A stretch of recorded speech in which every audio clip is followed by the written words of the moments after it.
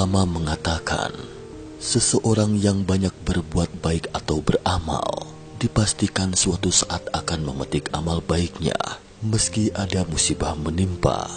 Kegelapan yang menimpanya itu akan berganti menjadi jalan terang baginya. Sebaliknya, seseorang yang sering berbuat kejahatan akan ditimpa musibah bahkan berdampak pada generasinya. Musibah dan keberuntungan adalah akibat dari perbuatan individu masing-masing. Niat baik atau jahat hanya dalam selintas pikiran.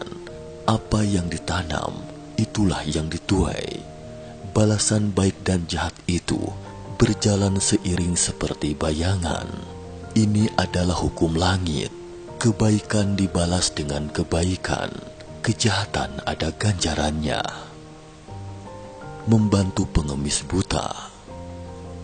Cao Feng Han 1683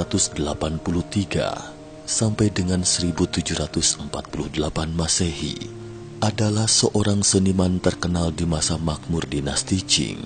Seorang seniman terpelajar dan dipenuhi dengan bakat alami. Banyak lukisan pada masa dinasti Qing itu adalah buah karyanya.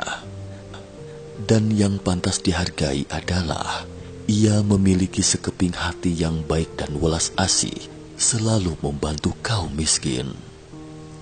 Pada suatu hari, ketika Cao Feng Han sedang dalam perjalanan, ia bertemu dengan seorang pengemis buta dengan pakaian compang-camping.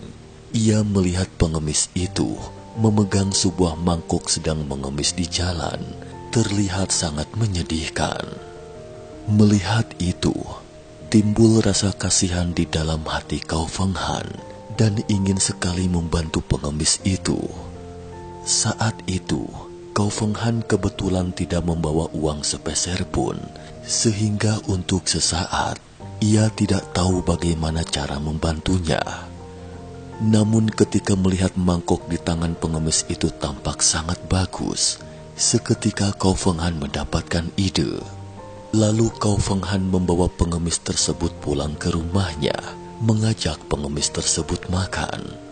Setelah pengemis itu selesai makan, Cao Feng Han lalu mencuci bersih mangkok makanan si pengemis itu dan mengukir sebaris kata nestapa seorang pengemis buta di mangkok tersebut.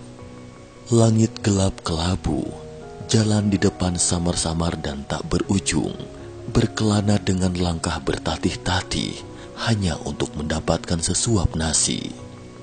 Setelah mengucapkan terima kasih, pengemis itu pun pamit.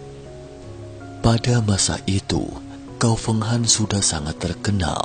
Kisah singkat dan menarik orang-orang yang terkenal ketika itu memang selalu menarik perhatian masyarakat.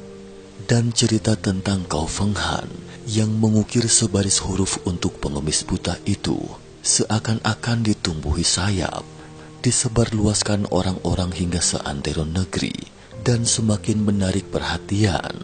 Orang-orang penasaran dan ingin sekali melihat ukiran puisi di mangkok pengemis itu, apalagi dengan torehan puisi sang penyair yang sangat puitis. Sehingga kemanapun pengemis buta itu pergi sambil membawa mangkuknya, orang-orang selalu saling berebut ingin mengundangnya makan, hanya untuk menikmati sejenak mahakarya Cao Feng Han yang terkenal itu. Sejak saat itu, pengemis tersebut tidak kekurangan makanan. Setiap hari dia dapat makan dengan kenyang di mana saja. Singkat cerita, setelah pengemis itu meninggal, orang-orang yang berempati kemudian menjual mangkuk sang pengemis sebagai biaya pemakamannya. Menabur benih yang baik pasti akan memetik buah manisnya. Tidak berapa lama setelah pengemis tersebut meninggal, pada suatu malam, Cao Feng Han bermimpi pengemis ini berkunjung ke rumahnya dan dengan hikmat mengatakan, "Saya khusus ke sini hanya untuk mengucapkan terima kasih atas kebaikan Tuhan, karena berkat torehan puisi itu, sehingga saya tidak menderita kedinginan dan kelaparan di masa tua saya." Boleh dikatakan hal itu memang ajaib, karena kebetulan pada malam itu, pembantu di rumah Kau Feng Han, melahirkan seorang putra yang lucu. Seketika Kau Feng Han menyadari bahwa anak tersebut adalah reinkarnasi dari pengemis tersebut, lalu menamainya Piao Er. Setelah Piao Er itu tumbuh besar, dia menjadi pelayan di rumah keluarga Kau Feng Han. Anak ini sangat rajin dan telaten dalam melayani Kau Feng Han, melebihi pembantu lainnya. Singkat cerita, setelah Kau Feng Han memasuki usia senja dan jatuh sakit serta tidak bisa berjalan dengan normal lagi, Piao Er dengan telaten melayani serta memapahnya berjalan, menjaga dan merawatnya siang malam. Perhatian Piao Er yang ikhlas dan tulus itu benar-benar mengharukan orang-orang yang melihatnya. Piao Er juga sering membawa Kau Feng Han keluar untuk sekedar jalan-jalan. Boleh dikatakan, keduanya terlihat seperti anak dan bapak, seperti daging dan darah kandung sendiri. Orang-orang yang mengetahui hal tersebut berkata, di masa mudanya, Kau Feng Han memang benar-benar telah berbuat baik, sehingga mendapat balasan baik.